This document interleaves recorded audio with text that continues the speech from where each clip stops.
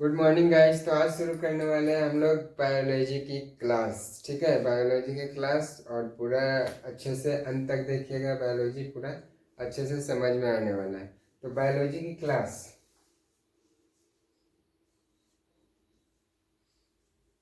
Biology biology का मतलब क्या होगा? बायोलॉजी का मतलब बायो का मतलब जीव, जीव का अर्थात जीव जंतु का अध्ययन, यानी कि जीवों का अध्ययन क्या कहलाया? बायोलॉजी। जीवों का अध्ययन क्या कहलाया? बायोलॉजी। जीवों का अध्ययन बायोलॉजी। शुरुआत में क्या हुआ ना, शुरुआत में ऐसा था कि सिर्फ जीव जंतुओं को ही बायोलॉजी के अंतर्गत रखा गया, लेकिन धीरे धीरे जब इसका डेवलपमेंट और भी जब ज़्यादा विकास होने लगा तो इसमें क्या हो गया कि एक व्यक्ति थे जगदीश चंद्र बोस। कौन व्यक्ति थे? जगदीश चंद्र बोस। जगदीश चंद्र बोस ने जब इन्होंने एक क्रेस्कोग्राफ मशीन का आविष्कार किया। क्रेस्कोग्राफ क्रिस्टोग्राफ मशीन का आविष्कार किया और इन्होंने ये बता दिया कि पेड़ पौधों में भी जान होता है।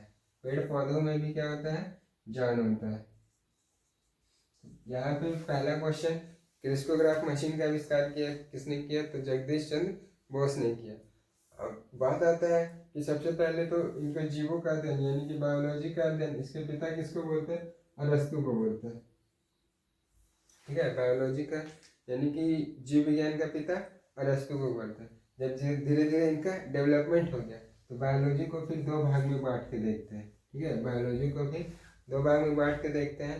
और वो पहला पार्ट जो जिसे दो भाग में कौन कौन बांटा गया? एक तो पहले जूलॉजी। जूलॉजी अर्थात जू मतलब जीव, जीव जंतु यानी कि जहाँ पे जीव जंतुओं को रखा जाता है, देखा जाता है। दूसरा हो गया बॉटनी। दूसरा क्या हो गया? बॉटनी।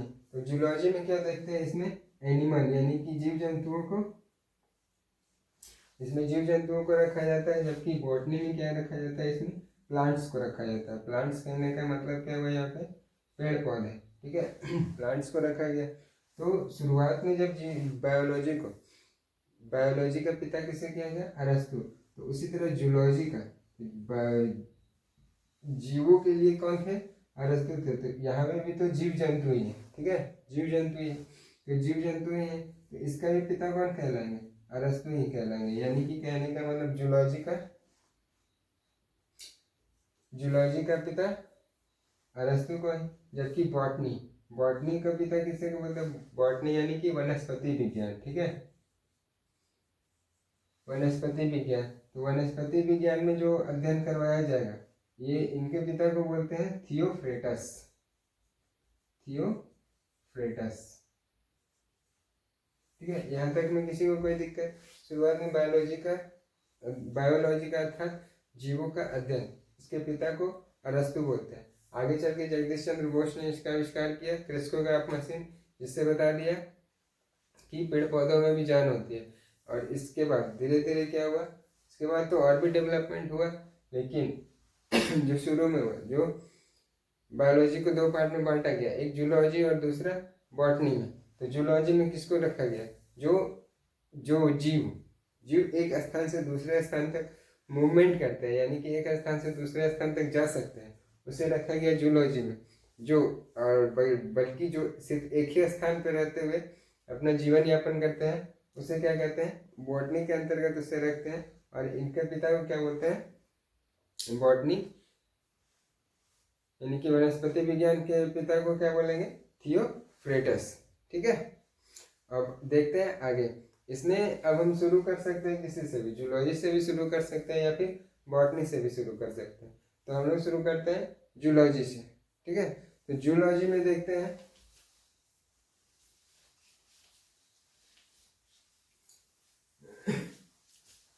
तो जूलॉजी में सबसे पहले, जूलॉजी अर्थात जीव। तो जूलॉजी में सबसे पहले हमारा जो टॉपिक आता है वो है सेल। ठीक है, सेल। सेल यानी कि कोशिका। सेल यानी कि कोशिका। तो सेल का जो बायोलॉजिकल नेम है वो है साइटो। Biological name cyto. और तो इसी से बना इसका यानी कि कोशिका के अध्ययन को क्या बोलेंगे? साइटोलॉजी। साइटोलॉजी। तो ये सेल है क्या? सेल क्या है? किसी भी शरीर के संरचनात्मक और क्रियात्मक इकाई को कर सकता है। ठीक है, यानी कि सेल क्या है? किसी भी शरीर के संरचनात्मक और क्रियात्मक इकाई है। ये शरीर का सबसे छोटा अंग नहीं बोल सकते। सबसे छोटा अंग में अभी डीएनए और आरएनए या फिर अंडाणु वगैरह जो है वो सब आ जाएंगे, लेकिन सबसे छोटा अंग नहीं बोल सकते। हाँ, ये लेकिन ये है कि किसी भी शरीर के क्रियात्मक और संरचनात्मक इकाई कर सकता है। यानी कि सेल क्या है? सेल वो है जो अपने जैसा ऊर्जा प्रदान कर सकता है, अपने जैसा सेल को निर्माण कर सकता है। तो सेल जो है बॉडी का जो है वो सबसे छोटा इकाई माना जाता है। यानी कि कई सारे कोशिकाओं से मिलके हमारा शरीर बना है। ठीक है, जैसे एक घर बनाने के लिए या फिर एक घर बनाने के लिए कई सारे ईंटों का जो जरूरत पड़ता है, उसी तरह देखेंगे कि शरीर के निर्माण के लिए कई सारे सेल का जरूरत पड़ेगा। ठीक है, तो कई सारे सेल मिलके क्या बना? सेल मिलके उत्तक बना, कई सारे उत्तक मिलके अंग बना, और कई सारे अंग मिलके फिर क्या बना? कोशिका बना। अंग मिलके फिर शरीर बना। ठीक है, तो इसमें अभी देखते हैं सबसे पहले इस सेल में जो है। ठीक है, सेल में क्या है? सेल में सबसे बड़ी और सबसे छोटी देखते हैं। सबसे बड़ी और सबसे छोटी, तो ये विश्व स्तर पर यानी कि पूरे विश्व में देखेंगे तो सबसे बड़ी जो कोशिका होगी वो होगी शुतुरमुर्ग का अंडा। शुतुरमुर्ग के अंडे में जो होगी जो कोशिका होती है वो सबसे बड़ी होती है। लेकिन सबसे छोटी कोशिका देखेंगे माइकोप्लाज्म गैलेसेप्टिकम। माइकोप्लाज्म गैलेसेप्टिकम।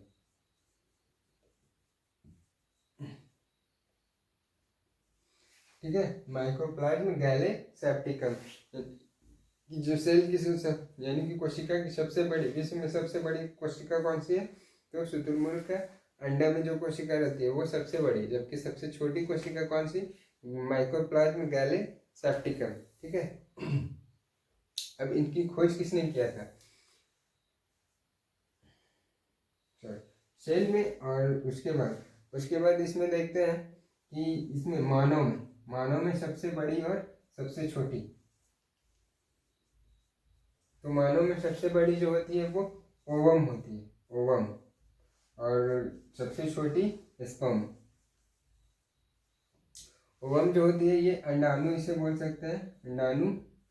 ये महिलाओं में पाया जाता है, फीमेल में। मानव क्या है? मानव मेल और फीमेल दोनों है, इसीलिए ओवम जो पाया जाता है वो अंडाणु वो फीमेल में पाया जाता है, जबकि स्पर्म जो है इसे शुक्राणु कहते हैं, शुक्राणु, और ये मेल में पाया जाता है। ठीक है, तो ये था सबसे छोटी और सबसे बड़ी कोशिका। लेकिन ये सेल की खोज किसने की थी? बात यहाँ ये आता है कि ये सेल की खोज किसने की थी? तो ये सेल की खोज करने वाले व्यक्ति थे सबसे पहले जो इनका खोज किया था वो कौन थे? तो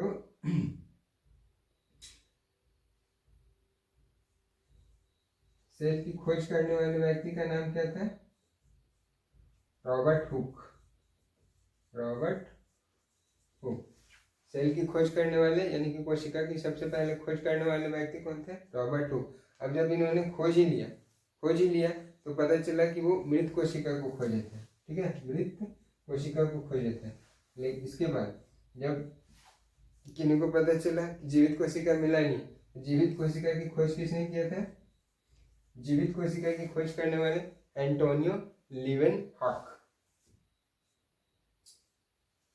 एंटोनी लीवेनहॉक। याद कैसे रखना है? Hooke, hoek. सबसे छोटी चीज को पकड़ने के लिए किस चीज का यूज करते हैं? हुक का यूज करते हैं। तो सबसे पहले खोजा किसने? हुक। और दूसरा हॉक, यानी कि जीवित कोशिका को खोजने के लिए जीवित कोशिका को जिन्होंने खोजा उनका नाम क्या है? Antonie Leeuwenhoek. Hooke, hoek, Hooke, hoek, ऐसे याद रख सकते हैं। अब इन लोगों ने तो खोज के चल दिए, ठीक है, खोज के चल दिए, लेकिन इसका होगा क्या, कोशिका का काम क्या है, करता क्या है, क्या है, क्यों इसे खोजा गया, इस चीज को देने वाले थे सेल थ्योरी, यानी कि कोशिका सिद्धांत जो जिन्होंने दिया, कोशिका सिद्धांत, यानी कोशिका सिद्धांत के अंतर्गत क्या, इनका काम क्या है, कोशिका का काम क्या है, ठीक है, कोशिका का काम क्या है, तो कोशिका का काम क्या है, ये कोशिका क्या है कि अपने जैसे ऊर्जा प्रदान कर सकता है, अपने जैसा पाचन कर सकता है। तो ये सिद्धांत इन्होंने दिया था स्लाइडेन और स्वान, यानी कि कोशिका सिद्धांत देने वाले व्यक्ति का नाम क्या था, स्लाइडेन, दो व्यक्ति थे, स्लाइडेन और स्वान, ठीक है, स्लाइडेन और स्वान, इन्होंने कोशिका सिद्धांत को दिया था। सबसे पहले खोजा किसने, रॉबर्ट हुक को, जो कि मृत कोशिका था। उसके बाद जो जीवित कोशिका की जिन्होंने खोज किया उनको एंटोनियो लीवेनहॉक। उसके बाद जो इन्होंने खोज के चला गया, इसके बाद इस कोशिका का काम क्या था, क्या कर सकता है, क्या नहीं कर सकता है, इसके बारे में कोशिका सिद्धांत यानी कि सेल थ्योरी देने वाले जो व्यक्ति थे, उनका नाम, दो व्यक्ति, स्लाइडेन और स्वान, स्लाइडेन और स्वान व्यक्ति, ठीक है। इस सिद्धांत में इन्होंने क्या दिया, ये स्लाइडेन और स्वान जो सिद्धांत दिया था, इन्होंने दिया कि जो हमारा शरीर है कोशिकाओं से मिल के बना है, ठीक है, शरीर जो है वो कोशिकाओं से मिल के बना, जैसे जिस तरह से ईंट, कई सारे ईंट मिल के क्या बनाएंगे, दीवार बनाएंगे, उसी तरह कई सारे कोशिका मिल के क्या बनाएंगे, उत्तक बनाएंगे, उत्तक यानी कि ऑर्गन बनाएंगे। उसी तरह कई सारे दीवार मिलके, मतलब चार दीवार मिलके क्या बनाते हैं, एक रूम बनाते हैं, चार या पांच भी हो सकता है।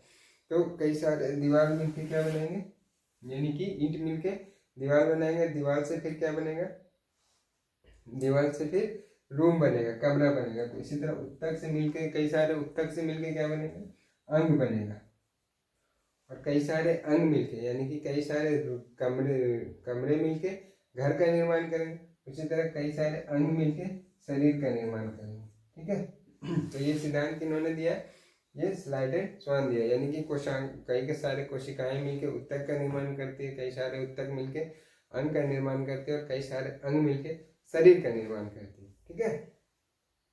इसके अलावा इन्होंने और भी क्या बताया कि स्लाइडेन और स्वान ने क्या बताया कोशिका सिद्धांत में, ये जो कोशिका है ये अपने जैसा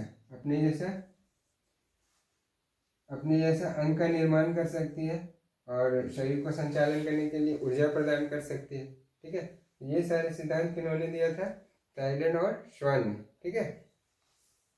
इसके अलावा कोशिका में और क्या क्या होता है, यानी कि कोशिका के अंग भी तो हो सकते हैं। तो नेक्स्ट हमारा टॉपिक होगा कोशिका के अंग, ठीक है। नेक्स्ट टॉपिक क्या होगा, कोशिका के अंग। कोशिका के अंग में जो होते हैं न्यूक्लियस होते हैं, राइबोसोम होते हैं, लाइसोसोम होते हैं, एंडोप्लाज्मिक रेटिकुलम होते हैं, वैक्यूल्स होते हैं। तो ये सारे चीज जो है क्या है, कोशिका के अंग है। तो हमारा नेक्स्ट टॉपिक क्या हुआ, कोशिका के अंग।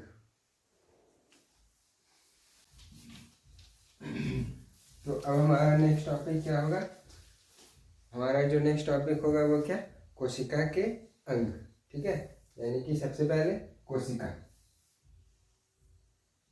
तो एक कोशिका के अंदर क्या होता है, बहुत सारी चीज होते हैं। कोशिका के अंदर होता है माइटोकॉन्ड्रिया होता है, लाइसोसोम होता है, राइबोसोम होता है, एंडोप्लाज्मिक रेटिकुलम होता है, वैक्यूल्स होता है, गोल्जी बॉडी होता है, न्यूक्लियस होता है, ठीक है, वैक्यूल्स होता है। तो इस तरह से बहुत सारे कोशिका के बहुत सारे अंग हैं, जिसका अलग अलग सबका काम है। इसके बारे में हम लोग आगे चर्चा करेंगे। तो सबसे पहले देखते हैं कोशिका, ठीक है। तो कोशिका की खोज किसने की, सब कोशिका की खोज किसने की, मृत कोशिका की खोज। मृत कोशिका को क्या बोलते हैं, नेफ्रोसिस बोलते हैं, ठीक है। तो मृत कोशिका की खोज किसने की, जीवित कोशिका की खोज किसने की, कोशिका सिद्धांत किसने दिया, और सबसे बड़ी कोशिका कौन है, सबसे छोटी कोशिका कौन है, सबसे लंबी कोशिका जो है, सबसे लंबी कोशिका अगर बात करते हैं सबसे लंबी कोशिका की बात करते हैं तो ये ब्रेन में, ठीक है। ब्रेन में नर्व्स,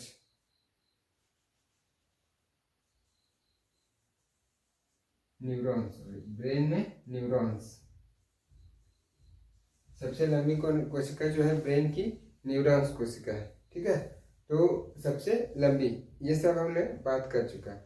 अब हम देखते हैं कि जो ये कोशिका है, कोशिका के अंग कौन कौन से। तो ये कोशिका जो है सबसे पहले इसके जो बाहरी आवरण है, ठीक है, यानी कि ये कोशिका को सुरक्षा प्रदान कौन करता है, ठीक है। ये कोशिका में, एक कोशिका में इतने सारे जीव है, तो इसकी सुरक्षा प्रदान कौन करता है। तो इसकी सुरक्षा के लिए बाहर से एक लेयर होता है, ठीक है, और इस लेयर को बोलते हैं जीव द्रव्य। जीव द्रव्य बोलिए या प्रोटोप्लाज्म बोलिए, जीव द्रव्य या प्रोटोप्लाज्म, प्रोटोप्लाज्म यही हो गया प्लाज्मा झिल्ली। प्लाज्मा झिल्ली कहिए या प्लाज्मा मेम्ब्रेन कहिए, ठीक है, प्लाज्मा झिल्ली कहिए या प्लाज्मा मेम्ब्रेन कहिए, ठीक है, सब एक ही नाम है। तो ये क्या कर रहा है, इस पूरे कोशिका को सुरक्षा प्रदान करने का काम कर रहा है। ये दो तरह के होते हैं, एक होता है कोशिका द्रव्य और दूसरा केंद्रक द्रव्य। जिस तरह ये जीव द्रव्य यानी प्रोटोप्लाज्म, प्लाज्मा झिल्ली या प्लाज्मा मेम्ब्रेन जो भी कहिए, तो ये जो है ये पूरी कोशिका को क्या कर रहा है, सुरक्षा प्रदान करने का काम कर रहा है, ठीक है। और उसके बाद केंद्रक द्रव्य जो है, इसके अंदर केंद्रक है, इसका एक अलग से होता है, वो उसका अलग से होता है केंद्रक द्रव्य, वो उसको सुरक्षा प्रदान करने का काम करता है, ठीक है। इसके बाद ये तो हो गया जीव में, ठीक है, जीव में हो गया, जीव जंतु में हो गया। उसके बाद पेड़ पौधों में देखते हैं तो इसके अलावा एक और होता है बाहर से, इसके अलावा बाहर से एक और होता है उनका सेल वॉल, ठीक है, जिसे बोलते हैं क्या, सेल वॉल यानी कि कोशिका भित्ति। अब ये जो कोशिका भित्ति है, ये कोशिका भित्ति सिर्फ और सिर्फ क्या होगा, सिर्फ पादपों में होगा, पादप यानी कि पेड़ पौधों में होगा, सिर्फ और सिर्फ पादप में होगा कोशिका भित्ति। जबकि जो ये जो सेल मेम्ब्रेन प्लाज्मा झिल्ली बोलिए, वो क्या होगा, वो दोनों में पाया जाएगा, ठीक है। इसके बाद हम लोग एक एक करके इस कोशिका का जो अंग है उसको एक एक करके पढ़ना शुरू करते हैं, ठीक है। इसमें सबसे पहले देखते हैं माइटोकॉन्ड्रिया को।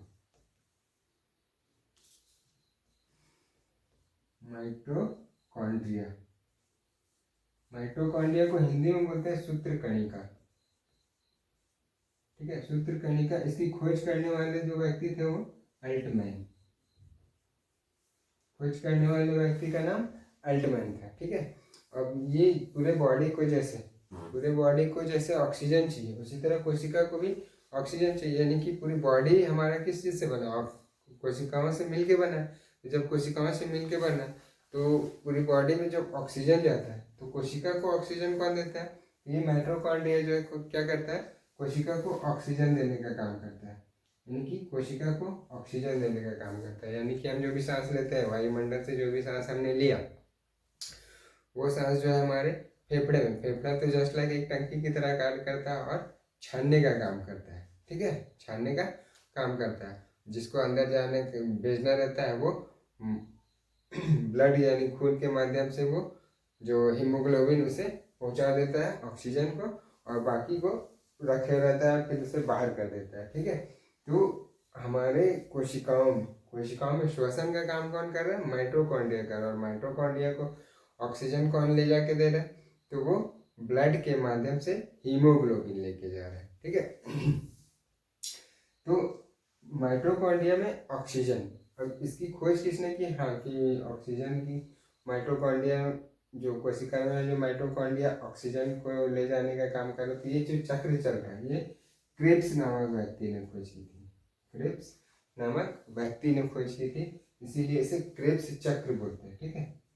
तो ये जो क्रेब्स चक्र चलता है पूरे बॉडी में, क्रेब्स चक्र चलता है यानी कि बॉडी से जो कोशिका में जो क्रेब्स चक्र चलता है, इससे क्या होता है, ये 38 एटीपी का निर्माण होता है।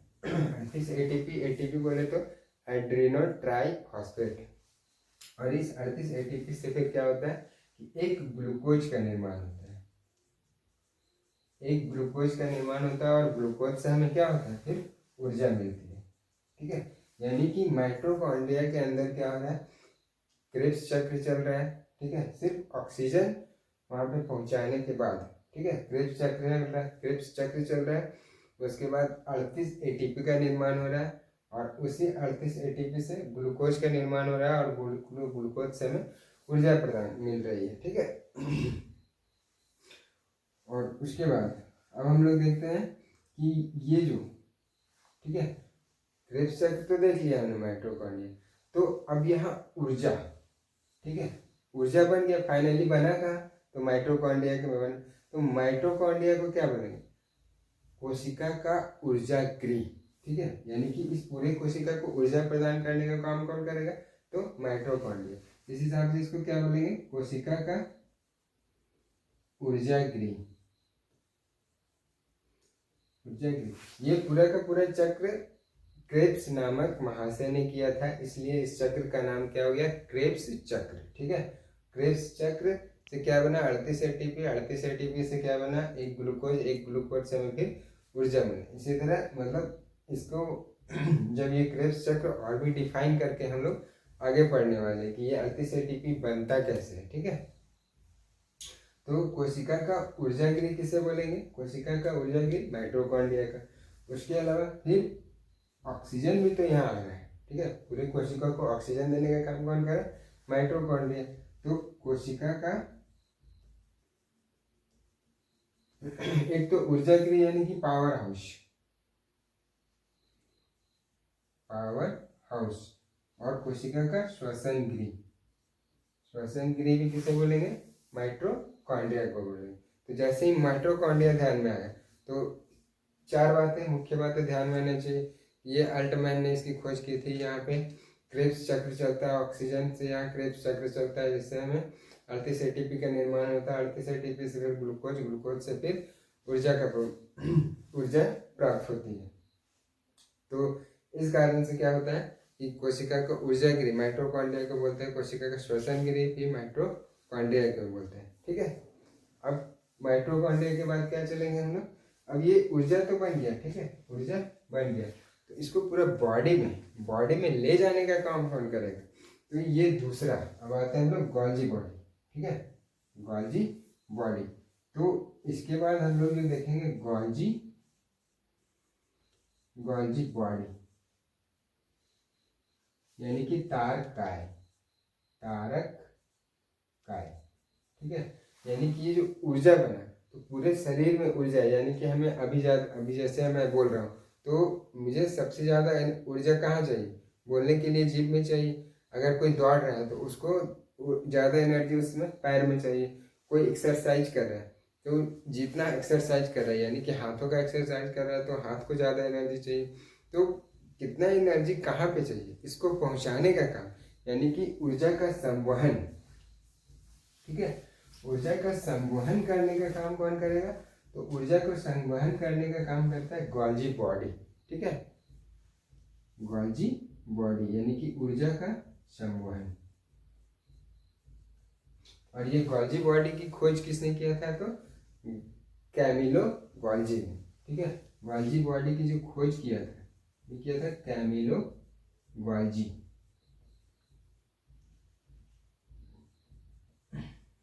कैमिलो गोल्जी ने ही इस गोल्जी बॉडी का खोज किया था। और गोल्जी बॉडी का काम क्या है कि जो ऊर्जा बन गया माइटोकॉन्ड्रिया के द्वारा, ऊर्जा को जो निर्माण किया जाए उसे पूरे बॉडी में संवहन करने का यानी कि ट्रांसपोर्टेशन करने का काम किसका है, तो गोल्जी बॉडी का। ठीक, और उसके बाद गोल्जी बॉडी के बाद आते हैं वैक्यूल्स यानी कि उसके बाद वैक्यूल्स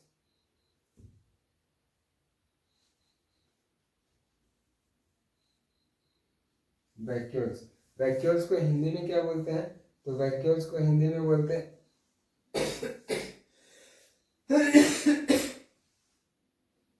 वैक्यूल्स को हिंदी में राजधानी बोलते हैं। ठीक है, राजधानी यानी कि हमारी पूरी बॉडी में, यानी कि मानव शरीर की बॉडी का लगभग 65% पानी भरा हुआ था। तो ये 65% पानी रहता है क्या, इन्हीं सारी 65% पानी ऐसा नहीं है कि जैसे कोई व्यक्ति 100 किलो का है तो उसका 65 किलो पानी कहीं एक जगह एब्जॉर्ब छेद कर दो तो सारा निकल जाएगा, ऐसा नहीं है। तो मतलब वो 65% पानी जो हमारे शरीर में जाता है वो खाना पीना के माध्यम से जाता है, जैसे चावल से गया, दाल से गया, सब्जी से गया, दूध पी लिया उससे भी गया, तो मीठा खा लिया उससे भी गया। तो पानी एब्जॉर्ब ये रहता कहाँ है, 65% पानी है कहाँ हमारे शरीर में, तो वो कोशिका यानी कि एक कोशिका का जो वैक्यूल्स है, ठीक है। हमारे शरीर में तो बहुत सारी कोशिका है, हर जगह कोशिका है, नीचे है, ऊपर है, हाथ में, पैर में, गाल में, हर जगह कोशिका है।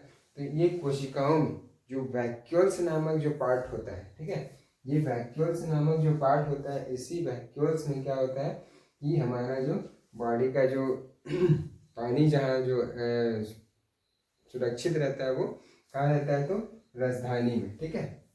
यानी कि पानी को स्टॉक करके रखने का काम वैक्यूल्स का। अब किसी भी व्यक्ति को 65% उसकी बॉडी में पानी, 1% भी कम हो जाए तो उसे प्यास लगती है, 2% कम हो जाए तो और ज़्यादा प्यास, 3% कम हो जाए तो उसे कहते हैं ना कि तरास गिर हो, ठीक हो, तो तरास गिर हो एकदम। और इसी तरह अगर 10% कम हो गया तो उस व्यक्ति का फिर जीना मुश्किल हो गया, ठीक है। तो ये था वैक्यूल्स, 3 चीज समझ में आया। इसके बाद हम लोग देखते हैं एंडोप्लाज्मिक रेटिकुलम, यानी कि एंडोप्लाज्मिक रेटिकुलम। किसी भी घर को खड़ा रहने के लिए क्या चाहिए, पिलर चाहिए, स्तंभ चाहिए उसको।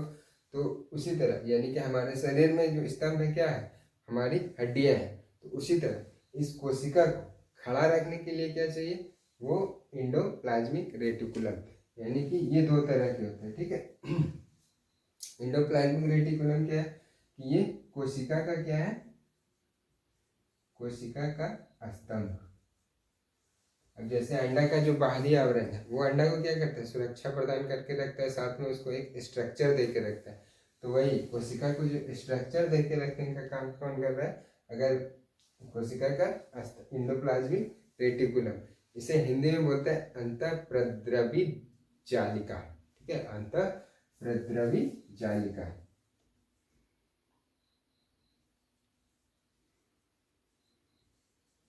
ठीक है, ये इंग्लिश वाला ही नाम याद रखिए, एंडोप्लाज्मिक रेटिकुलम। एंडोप्लाज्मिक रेटिकुलम 2-3 बार बोलिएगा, याद हो जाएगा, ठीक है। शॉर्ट में एंडोप्लाज्मिक रेटिकुलम, यानी कि बॉडी को स्ट्रक्चर खड़ा करके रखने का काम, एक शेप देके, सॉरी, कोशिका को एक शेप देके रखने का काम किसका है, तो एंडोप्लाज्मिक रेटिकुलम। ये 2 तरह के होते हैं, ठीक है। इसके बारे में हम लोग अब नेक्स्ट क्लास में पढ़ेंगे, ठीक है।